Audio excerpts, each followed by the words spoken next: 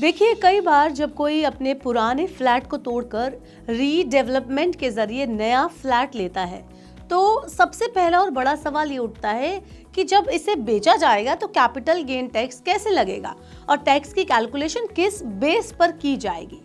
तो मान लीजिए कि आपने कई साल पहले कोई फ्लैट खरीदा था और अब रीडेवलपमेंट के तहत आपको एक बड़ा नया फ्लैट मिला है। तो सबसे पहले ये समझना जरूरी है कि पुराने फ्लैट के लिए आपने जो खर्च किया था वो अब टैक्स की गणना में कोई मायने नहीं रखता है।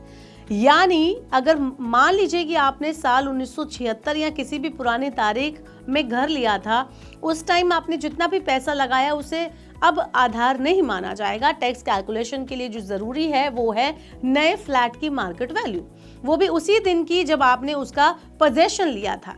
यानी जिस दिन फ्लैट आधिकारिक तौर पर आपका बन गया, इसी दिन की मार्केट वैल्यू को आधार बनाकर आपका कॉस्ट ऑफ एक्विजिशन तय किया जाएगा और इसी के हिसाब से आपका प्रॉफिट और उसके ऊपर लगने वाला कैपिटल गेन कैलकुलेट किया जाएगा। अब देखिए, बेटर क्लैरिटी के लिए एक एग्जांपल के तौर पर मैं आपको थोड़ा समझाने की कोशिश करती हूँ। तो फॉर एग्जांपल, आपने रीडेवलपमेंट के बाद नवंबर 2021 में फ्लैट लिया और उस दिन उसका मार्केट वैल्यू था 1.20 करोड़ रुपए और अब इसे आप बेच रहे हैं 1.59 करोड़ रुपए में। तो सबसे पहले हमें प्रॉफिट निकालना होगा।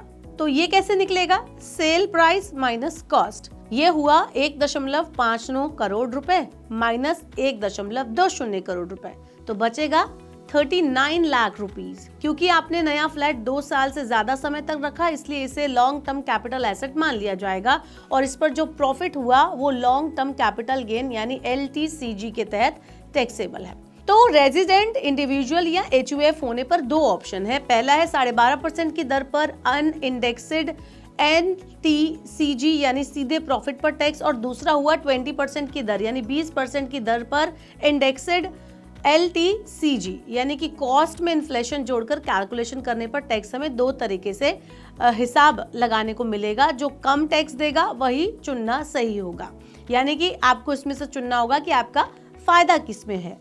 अब आगे बढ़ते हैं और बताते हैं कि इस पेचीदा कैलकुलेशन को आसान कैसे बनाएं। मतलब अभी तक जो मैंने आपको बताया, आपको वो थोड़ा सा डिफिकल्ट लग रहा होगा समझने के लिए, लेकिन इसको थोड़ा इजी लैंग्वेज में बताने की कोशिश करती हूँ कि मान लीजिए अगर आप 12.5% वाले ऑप्शन को चुनते हैं तो tax 39 lakh rupees multiply by 12.5% यानी 4.875 लाख रुपीस हो जाएगा। वहीं अगर इंडेक्सेड ऑप्शन आप चुन रहे हैं तो आपका जो कॉस्ट होगा 1.30 करोड़ रुपए होगा और इसके अंदर LTCG 1.59 करोड़ माइनस 1.30 करोड़ यानी कि ये बन जाता है 29 लाख रुपए और टैक्स यहाँ पर आपका निकल के आया है 29 लाख मल्टीप्लाई बाय 20% जो कि आएगा 5.8 लाख रुपए।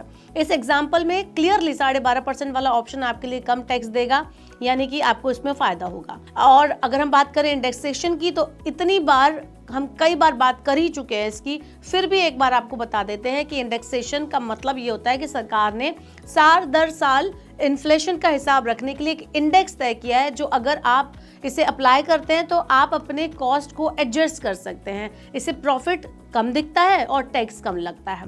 एग्जाम्पल के तौर पर अगर आपने फ्लैट 1.20 करोड़ रुपए में लिया था और इंडेक्सेड कॉस्ट 1.30 करोड़ रुपए बन गया तो प्रॉफिट सिर्फ 29 लाख रुपए दिखाई देगा, जबकि बिना इंडेक्सेशन 39 लाख रुपए ये दिखाता। अब आप समझ रहे हैं, इसका मतलब ये हुआ कि इंडेक्सेशन आपके टैक्स को घटाने में मदद करता है।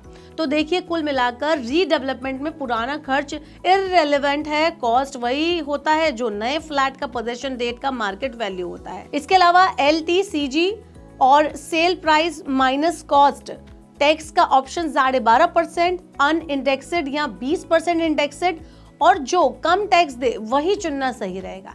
इंडेक्सेशन का फायदा यह है कि इन्फ्लेशन एडजस्ट करने पर आपका टैक्स कम लगता है। तो इस तरह से आपने अगर कोई भी घर लिया था बहुत पुराना और उसके बाद अब रीडेवलपमेंट में आपको नया फ्लैट या घर मिला है, तो उसकी वैल्यू बेहतर रहेगा कि आप इंडेक्सेशन के थ्रू ही कैलकुलेट करें, तो ही आपको बचत मिलेगी, वरना आपको नहीं मिलेगी।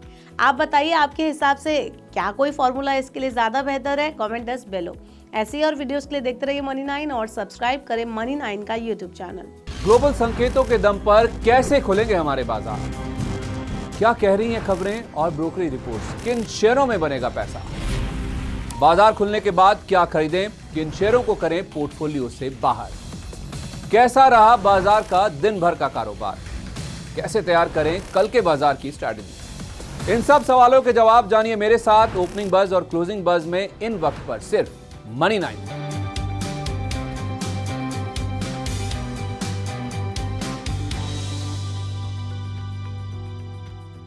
मनी 9 लाया है मेंबरशिप प्रोग्राम मनी 9 प्राइम।